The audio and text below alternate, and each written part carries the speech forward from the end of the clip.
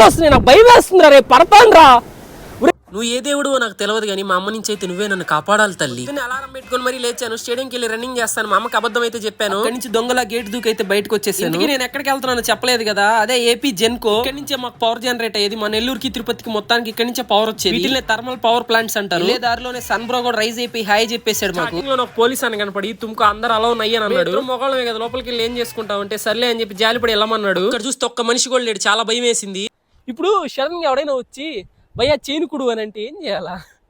దాని లోపలికి వెళ్ళాలంటే మా దగ్గర పర్మిషన్స్ లేవు కాబట్టి దొంగదారులు లోపలికి వెళ్ళాము. వన్స్ లోపలికి వెళ్ళిన తర్వాత తునింది. తీర్థ జలం ఒక వైపు, దివ్య వనం ఒక వైపు, నడుమున పాదగట్టం.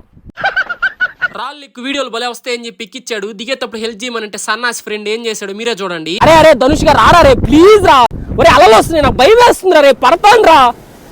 నెక్స్ట్ పార్ట్ మామూలుగా ఉండదు. Please do like, share and subscribe. ఉంటా బాయ్.